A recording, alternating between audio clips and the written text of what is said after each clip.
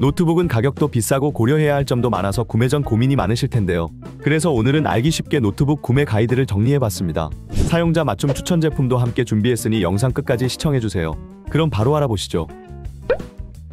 우선은 사용 목적입니다. 간단한 문서 작업용인지, 게이밍용인지, 영상 편집이나 그래픽 작업용인지에 따라 스펙이 나뉘는데요.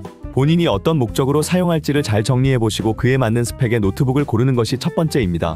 특히 특정 프로그램을 사용할 목적이라면 권장 사양을 확인해보시고 그에 맞는 스펙을 고르는 것이 가장 좋으니 프로그램 사양을 꼭 체크해보시는 것을 추천드립니다. CPU는 컴퓨터의 두뇌라고 할 수 있으며 전체적인 성능을 결정하는 중요한 요소입니다.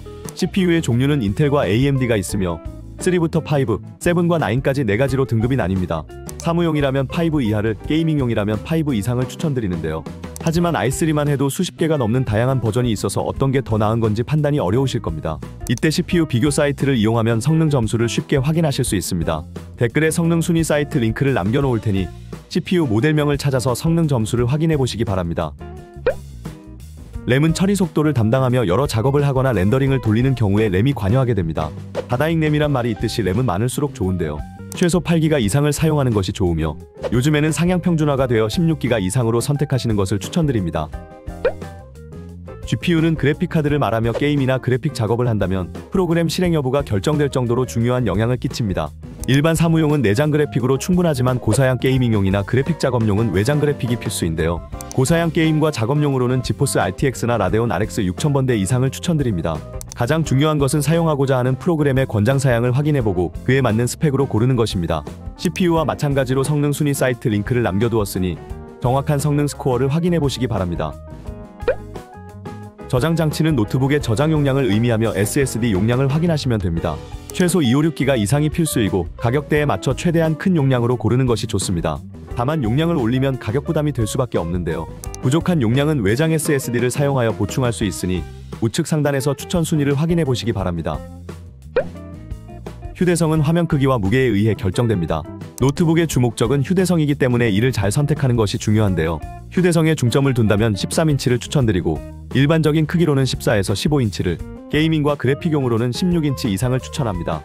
무게의 경우 1.2kg 이하의 제품이면 가벼워서 휴대성이 좋고 2kg를 넘어가면 무겁다라고 느껴질 정도이기 때문에 이를 기준으로 본인에게 적합한 무게를 선택해보시기 바랍니다. 이상으로 노트북 구매 가이드였습니다. 이 밖에도 해상도와 패널, 밝기, 배터리 등 여러 고려할 옵션이 많지만 앞에서 설명드린 6가지 기준으로 고르신다면 실패할 확률은 없을 것입니다. 처음에 설명드린 사용 목적에 따라 스펙이 나뉘기 때문에 오늘은 일반 사무용 및 대학생 노트북 추천을 준비해봤습니다. 다른 노트북 추천은 우측 영상을 확인해보시기 바랍니다. 저장 용량과 램은 옵션 변경 가능하니 원하는 스펙이 있다면 링크 이동 후 변경해보시는 것도 좋을 것 같습니다. 그럼 바로 추천 제품을 알아보겠습니다. 우선 가성비 제품으로 추천드리는 레노버의 아이디어 패드 슬림3입니다. 가성비 노트북으로 워낙 유명한 제품이며 라이젠 5 7430U CPU가 탑재되어 맥북 에어와도 비슷한 CPU 성능을 보여줍니다. 파워포인트나 엑셀 등 업무용 프로그램을 비롯해 롤이나 피파 같은 대중적인 게임도 잘 돌아가는 스펙입니다. 이 제품과 더 저렴하거나 비슷한 가격대의 노트북과 비교해도 압도적인 성능 차이를 보여주고 있어서 가성비 제품은 그냥 아이디어 패드만 보시면 됩니다. 가성비 최강 노트북을 찾으시면 이 제품을 고려해보세요. 다음은 애플의 맥북 에어입니다. 맥북을 구매하려고 하신다면 우선 프로와 에어를 선택해야 하는데 그래픽 작업 등 고사양이 필요하지 않는다면 당연히 에어로 가야 합니다. 맥북 에어는 다시 M2와 M3로 나뉘는데요. 성능 차이가 있긴 하지만 사무용이라면 크게 체감될 정도는 아닙니다. 따라서 가격을 고려했을 때 M2로 가는 것이 가장 가성비가 좋다고 생각합니다. 다만 13인치라는 작은 화면이 아쉬우시다면 M3 15인치 맥북도 고려해볼 수는 있습니다. 결론적으로 13인치도 괜찮다 하시면 M2 맥북 에어를, 작은 화면이 너무 답답하신 분들은 M3 맥북 에어를 추천드립니다. 마지막은 2023 LG 그램 16입니다. 최근에 출시된 그램에는 최신 버전인 루나레이크 칩셋이 들어가서 엄청난 성능을 보여준다고 하는데요. 가장 합리적인 노트북 구매 방법은 최신 노트북보다는 출시된 지 1년 이상 된 이전 제품을 구매하는 거라고 생각합니다. 성능 차이가 압도적인 것도 아니고 가격은 훨씬 저렴하게 구매할 수 있어서 그야말로 가성비를 챙길 수 있습니다. 이 제품은 100만원 초반대의 합리적인 가격에 인텔 i5 1340P CPU가 탑재되었으며 16인치의 시원한 화면 크기에 1.2kg의 무게로 휴대성까지 챙길 수 있습니다.